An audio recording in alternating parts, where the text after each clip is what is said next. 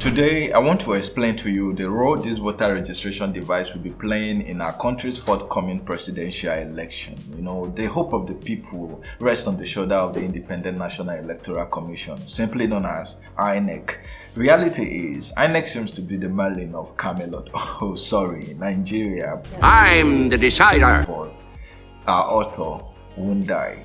As we all know, Nigeria has had a history of electoral challenges, from voter fraud to manipulation of voting results and hijacking of ballot boxes.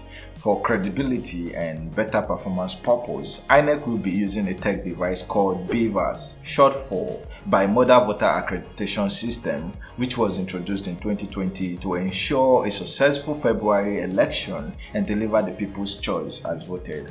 Even though we've opted in for technological solution to help fight these election crimes, the citizens are still very much worried about the method of operation and the outcome of this BVAS. So, does it mean there will no longer be any manipulation on will our votes count? Here are 3 things you should know about BVAS. Number 1, how does it work? BVAS is a voter identification machine and at the same time an information delivery device. What it does is that it captures the voter's biometric information such as fingerprints or facial recognition and compares it to the information that was captured during the voter registration process to authenticate a PVC before it's been allowed to cast vote on the ballot paper. This ensures that 1. Only eligible voters are allowed to participate in this election, and 2. Helps to prevent voter fraud and multiple voting. It can also determine if a voter has already been captured. 3. It also eradicates the use of stolen or impersonation with voters card, because if the face or the fingerprint of the card holder is not authenticated by the machine, then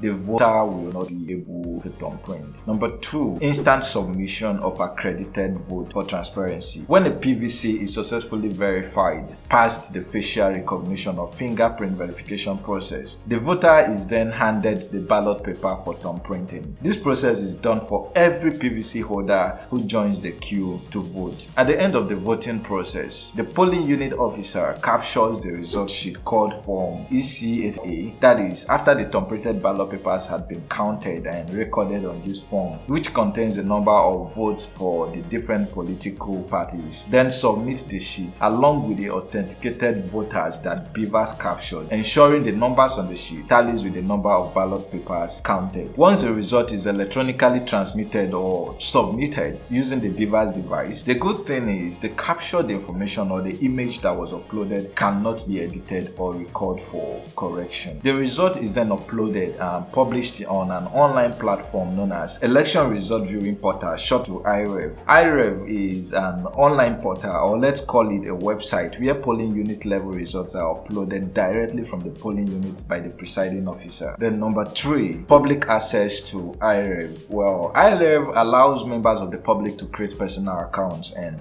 gain access to polling unit results that was uploaded on the platform as PDF files instantly without waiting for 24 hours after the election. This saves a lot of time and risk in transporting ballot boxes from one region to another before getting to the HQ for final calculations and deciding who wins the election. This is an incredible innovation and an applaud to INEC.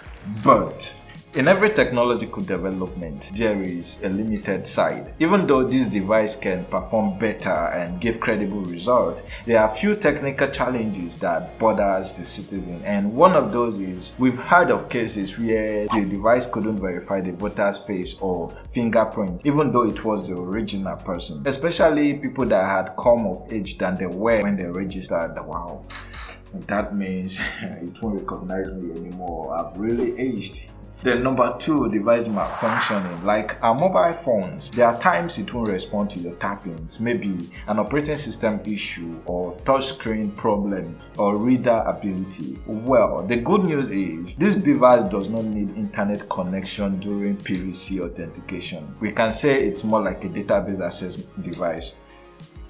This gives some chill, considering the state of network failures we have in rural areas and even in some parts of the big cities. The only time it requires an internet connection is when the polling unit officer, or let's say the presiding officer, wants to upload the result at the end of the voting process. Reassurance.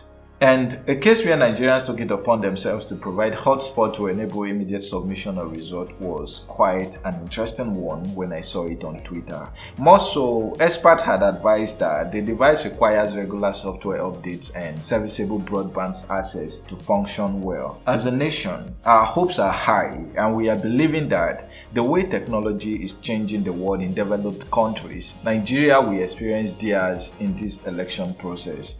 You have to do your part and let INEC handle the rest. Please go get your PVC and come out on the day of election to vote. While for the INEC officials, please do not mistakenly press a button at the back end.